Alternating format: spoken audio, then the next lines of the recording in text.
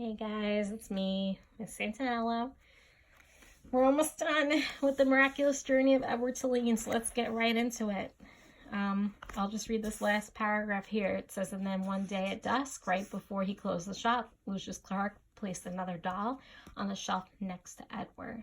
So, let me see. Look at Edward. So fancy. Chapter 26. There you are, my lady. Meet the rabbit doll, said Lucius. The doll mender walked away, turning out the lights one by one. In the gloom of the shop, Edward could see that the doll's head, like his, had been broken and repaired. Her face was, in fact, a web of cracks. She was wearing a baby bonnet. How do you do? She said in a high, thin voice. I am pleased to make your acquaintance. Hello, said Edward. Have you been here long? She asked. Months and months, said Edward, but I don't care. One place is the same as another to me. Oh, not for me, said the doll. I have lived 100 years, and in that time I have been in places that were heavenly and other places that were horrid. After a time, you learn that each place is different, and you become a different doll in each place, too. Quite different. 100 years, said Edward. I am old. The doll mender confirmed this. He said that as he was mending me, that I am at least 100 years old. Edward thought about everything that had happened to him in his short life.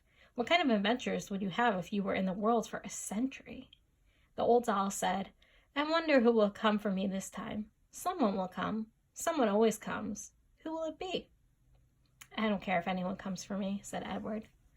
But that's dreadful, said the old doll. There's no point in going on if you feel that way. No point at all. You must be filled with expectancy. You must be awash in hope. You must wonder who will love you, whom you will love next. I am done with being loved, Edward told her. I'm done with loving. It's too painful. Pish, said the old doll. Where is your courage? Somewhere else, I guess, said Edward. You disappoint me, she said.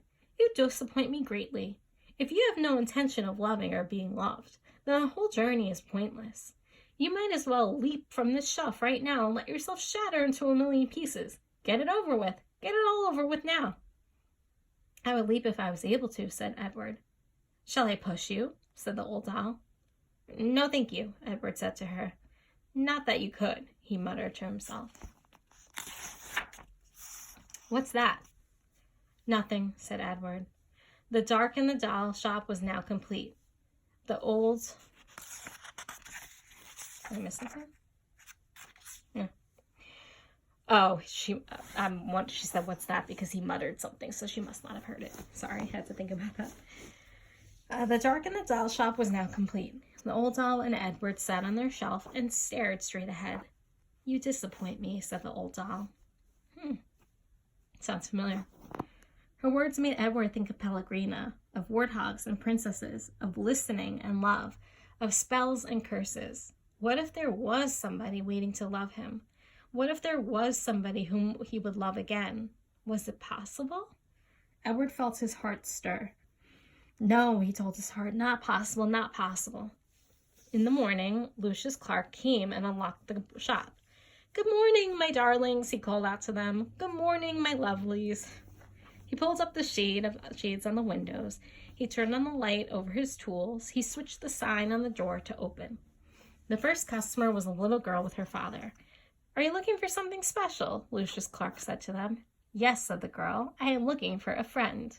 Her father put her on his shoulders, and they walked slowly around the shop.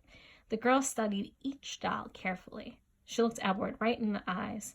She nodded at him. Have you decided, Natalie? Her father asked. Yes, she said. I want the one in the baby bonnet. Oh, said Lucius Clark, you know that she is very old. She is an antique. She needs me, said Natalie firmly. Next to Edward, the old doll let out a sigh. She seemed to sit up straighter. Lucius came and took her off the shelf and handed her to Natalie. And when they left, when the girl's father opened the door for his daughter and the old doll, a bright shaft of early morning light came flooding in, and Edward heard quite clearly, as if she were still sitting next to him, the old doll's voice. Open your heart, she said gently. Someone will come. Someone will come for you. But first, you must open your heart. The door closed. The sunlight disappeared. Someone will come. Edward's heart stirred.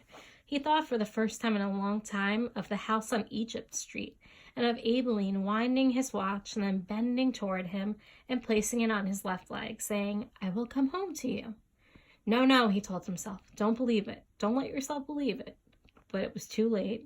Someone will come for you.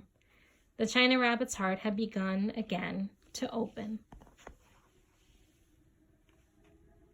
Look at him. All right, and that was chapter 26. Let's see, is chapter 27 our last one? I don't want to keep it late either. It is. So I'll see you for the last chapter. Bye-bye.